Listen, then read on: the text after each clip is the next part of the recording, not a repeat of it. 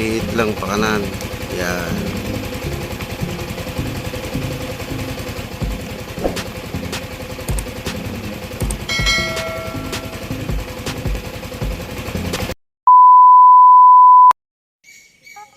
So yun, magandang araw mga kabalbon.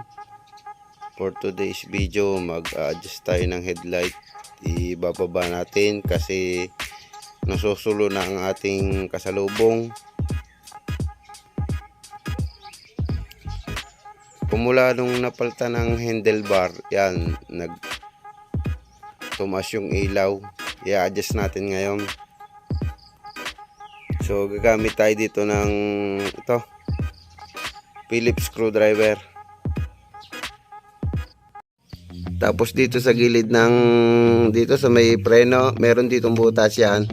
Hahanapin nyo yung parang ito to. Parang corona, para may ngipin-ngipin. Yun.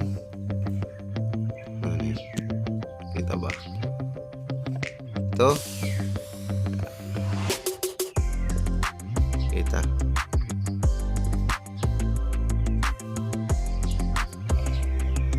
Yun. Para may ngipin-ngipin yan ang ating pipihitin para bumaba yung ating headlight. Low beam na yun ha, ay mataas pa. Doon natin i-adjust. Pipihitin natin. Pag pihit natin ay pakanan, pa clockwise, yun ay pababa, patungo. Pagka naman pa counterclockwise, yun ay sa pataas lalo ang ilaw.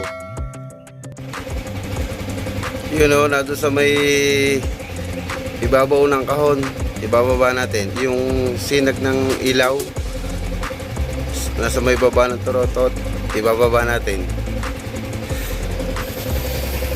Pipihitin lang natin pa kanan.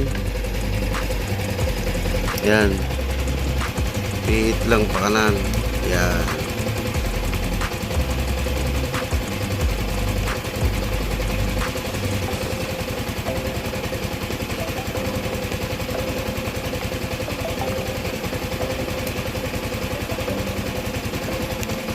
O, titingnan natin. Yun o.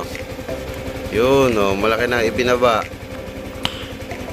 Kasi siya at magulo. Yan itambakan namin ng mga